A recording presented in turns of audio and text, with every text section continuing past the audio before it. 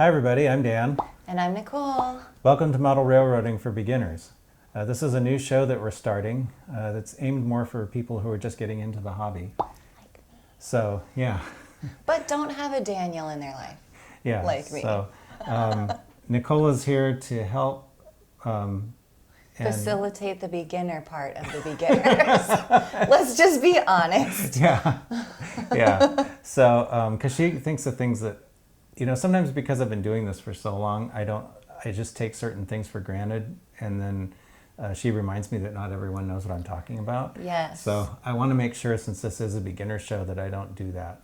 Mainly because I don't know what you're talking about. So I also assume anyone who's a beginner would not know that if he's just saying, look at this walk, and he's like photo edge roof walk. That's something I've heard him say, photo edge roof walk. And I was like, where is that at? Like, what are you talking about? And then shortly thereafter, you started using pointers. I did. Which was extremely helpful, because then everything he said after that, he would point to. And I'm like, okay, so now I know what I'm looking at, And so, yeah, it's good to have a beginner when you're doing beginner stuff.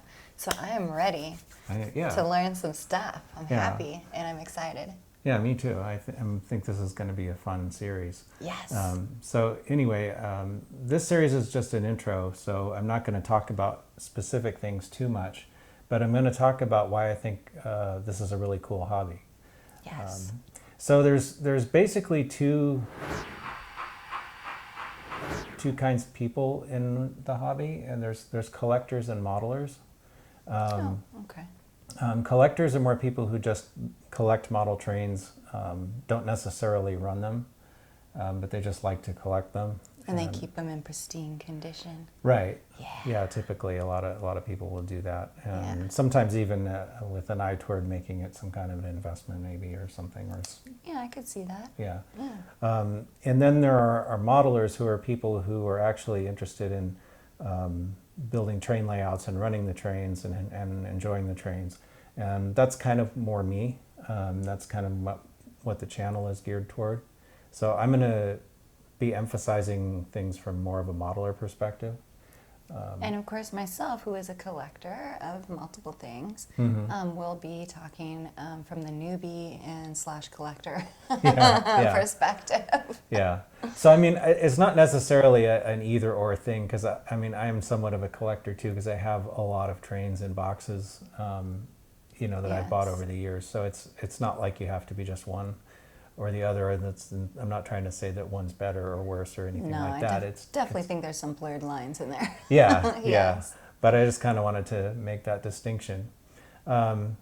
Anyway, model trains that you want to run, they need somewhere to run. So, Yes. a little track setup can be as simple as like this loop of track that we've got on the table in front of us, or it can be rather elaborate, layouts that fill whole rooms that are, Very true. that have scenery and are designed to look like different places, whether they're made up places or real places.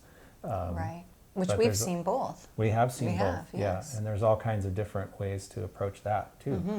Definitely. So there's all kinds of ways to practice the hobby. You can, get started with a loop of track on a table, and maybe later on evolve into something else. But Right. there's all kinds of ways to do it. The most important thing is that it's fun, and we just want to have fun with the trains. Yes. So one of the things that I wanted to mention also about model railroading, why I think it's cool, is it's not just the trains themselves. No. Yeah, I mean, we've got, little structures like this. And some of these come as kits, and some are just like you've made yourself. Right. There's built-up ones that you can buy pre-made, and there's kits for ones, and some people even scratch build them out of just materials. Right. So there's that. There's also little vehicles like these little trucks here, which you probably can't see too well. I'll have to do a close-up. Yes, you'll do a close-up of everything. Yeah. This is so cute. Oh my gosh. But these are models that I built and painted also. Can you believe that, you guys? Like, put your hand up just for a second. Like how small man is, and he's the modeler. I'm just saying, look at it, you guys. It's so tiny in his hands. It's so cute. I just love it. Yes, these little guys are so cute. Oh, I'll let you grab another one. Okay, Do you well, wanna I grab don't. one of these other guys. What's this? That is a trackmobile, which is a sort of a hybrid Oh, vehicle and okay. train. Hybrid vehicle and train, so it can be on the street or on the Yeah, track. I mean, this one only runs on the track, but the real ones could do either. These are my favorite parts of the train. Caboose. Yeah, Yeah. I love the caboose. I Yeah. don't like that the cabooses are gone. I really miss them so much. Yeah. Yes. So, and there's also things, I don't have any out here right now, but there's other things like bridges, tunnels, Yes. even, and the scenery itself is also a model. People make mountains and rivers and wheat fields and all kinds of things for the trains to Yes. run through. And So we've seen one that was like water with one of those water wheels, and they had like boats that were like magnetically moving, and that was pretty trick. yeah, there's Yeah. there's some pretty interesting and fun stuff going on. I think so, that, yeah. So I mean, there are people who just really like building structures. They like building the little buildings, and for them, the trains are almost like an afterthought, or sort of, or like not the main interest. Right. Some people really like the scenery aspect, making little model trees and all kinds of stuff. And It's very soothing. yeah, I'm kind of a all-around person. I think I enjoy all aspects, Right. but you know, there's so much to it that's beyond just playing with little trains. I agree. And it's actually a very educational hobby as well. I've learned all kinds of things by doing the hobby, including carpentry. Well, that's very true. Yeah, building the benchwork, the supporting structure for a model railroad is one of the ways that I learned some basic woodworking skills.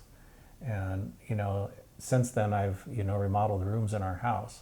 And, That is very true. you know, and so a lot of those skills were kind of born out of doing train bench work. Also electronics, you can learn about electronics, because if you're building a model train layout, there's a lot of wiring to be done, not just Yes. for the track on the trains, but also you can have signals, you can have little lights in your buildings and all kinds of things. So, Right. you know, there's that. There's engineering, learning about bridges and how to calculate grades if you have your trains going up and down hills, because trains don't like steep hills, so you have to make sure that the hill that they're climbing isn't too steep. All Yes. kinds of stuff like that.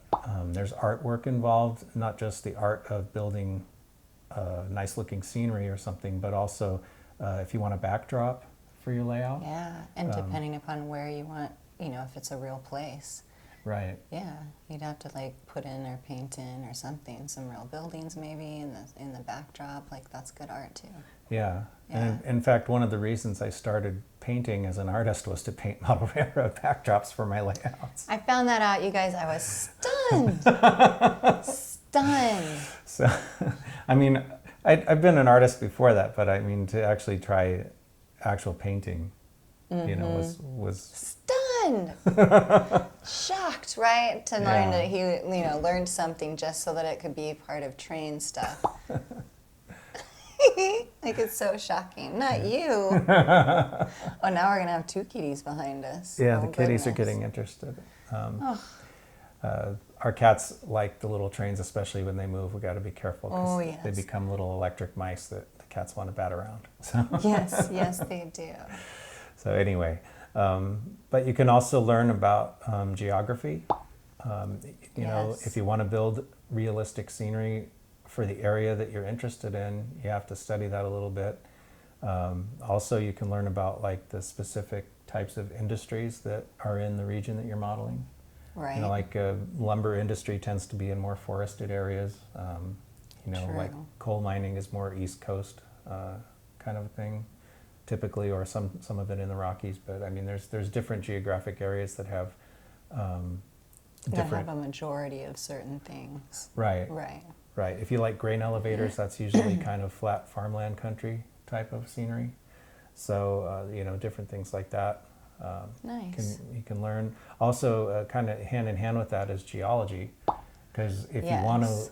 make like realistic looking rocks, if you're doing a And mountain scene ground. and ground and all that, then you have to educate yourself a little bit about what's actually going on in there so you can reproduce it. Another thing is history. I've learned a lot of history, not just about the railroads, but about the building of the, like the United States. A lot of the towns that have sprung up across our country were originally railroad towns. That is very true. You know, Yeah. so there's a lot of that. You can learn about architecture, getting back to the structures like these things. Yes. You know, I have a book on train depots, and he was talking about, you know, gabled roofs and hipped roofs, and I didn't know what those terms were until I read the book. You know, Right. so there's all kinds of things like that, and even skills like project management. Because if you're going to build a layout that's of any size, you have to start thinking in terms of, okay, I need to do this before I can do that. You know, you can't put the track down until you have some kind of a structure to put it on, which Right. means you have to have built that, and you know, then you have to, you know, usually you want to wire it and get it working before you start putting scenery on it, because otherwise it gets harder to do. Right. And so there's all kinds of things like Spoken that. by someone who's done it. Yes, yes, and Yes. there's a little work in progress layout right behind us here. Yes. So that's I'm doing it right now. Yes, you're doing all the wiring right now. And look, no scenery on it yet. No scenery yet. No It's scenery. not quite to that point. No. You can also learn logical thinking, like because if you're going to operate the layout and you want to, you know, if you're switching cars or something or having trains meet, you have to think about the operation of the railroad and, you know, how do I get this car from this track over to that track, and, you know, not just picking it up and moving it, but trying to do it the way that the real railroaders would do it. Correct. Yes. You know, and I've even had to use math, which is, you know, I hear kids sometimes, you know, they grumble about, what am I ever going to use this for? But I actually, I'm working on a track plan for my HS scale layout that's going to be in our train room eventually. And I was trying to figure out the grades, like I mentioned earlier. I'm trying to keep them to a certain level, and in order to figure grades, you need to know how many feet of track you have, and I have a lot of curves, and so I actually had to use the formula for the circumference of a circle to figure out how many you know, feet were going around the circle, so I could use that to calculate grades. So you know, that's actually a practical application of some math from high school. Something. Yeah. So, you know, so in short, it's a great STEM/STEAM hobby. I think You so know, too. Yeah. even if you like diesels. You're so funny. Yeah. Even if you like diesels. Yeah. I had to get a little joke. That's why I'm not a comic. Anyway. You're so silly. Yeah. And there's also, there's a good social aspect to it also. Most of the model railroaders that I've met have been very nice people. I would say that's true too, because when Yeah. we chased the 4449, that was like, I was pretty social. There was a lot of people. Mm-hmm. And as we were going, it was a lot of fun. Yeah, it was a lot of fun. And there are people who, there's, you know, Facebook groups for trains. Yes. There's mailing lists, email lists for trains. There's train clubs where people go and operate a club-built layout and take their trains there to run them. Yeah, that is so nice for people that are in smaller spaces, because at least there's some place maybe that they could go.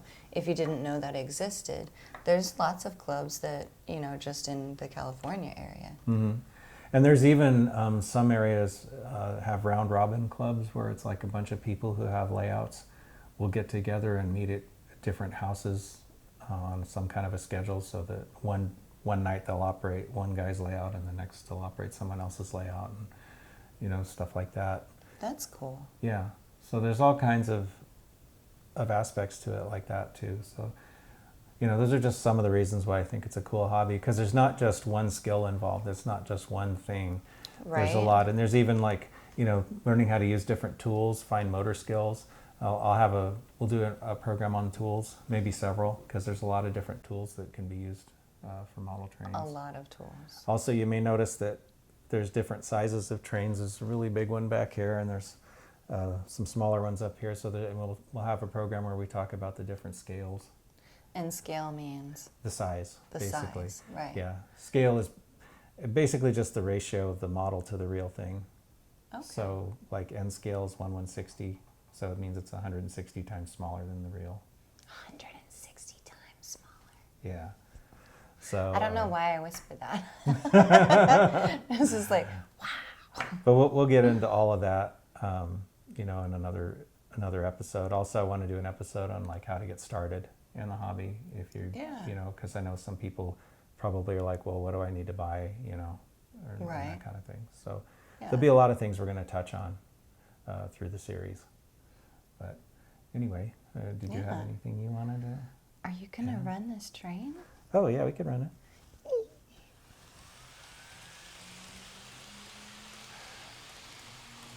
Yay.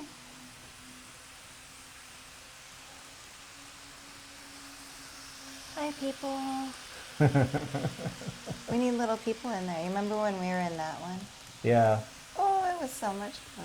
it was. It was. And yeah, they do have little people you can put in. They do, and you don't have them? No, How dare you, sir? I need to paint them and, Oh, you and need put to them paint in. them. Yeah, Yet another So, thing there. Yet huh? another thing. Yeah, figures. A lot of people like model figures. Yeah, it makes it more realistic. Yeah. I love seeing all the people, walking around town. They're like in the little, they're just coming out of a store, or they're just, pushing their daughter on the swing, and their daughter is. I love it. Yeah. It's so cute to me. Oh. Well, So until anyway. next time, guys. Yeah. Until next time. If you guys can think of other things that we should talk about too, beginner-wise, and that gives Daniel some more ideas, comment, you guys, comment. Yes. Right? Please comment. Yes. Because, we want it to be interactive. I've been here with Daniel for a while, so I might actually miss some beginner things too. So if you guys have questions, make sure you ask them, all right? Right. Yeah. And All right. sub and like. Yes, please. Yes. I appreciate it. Bye, So- guys. Bye. Thanks for watching.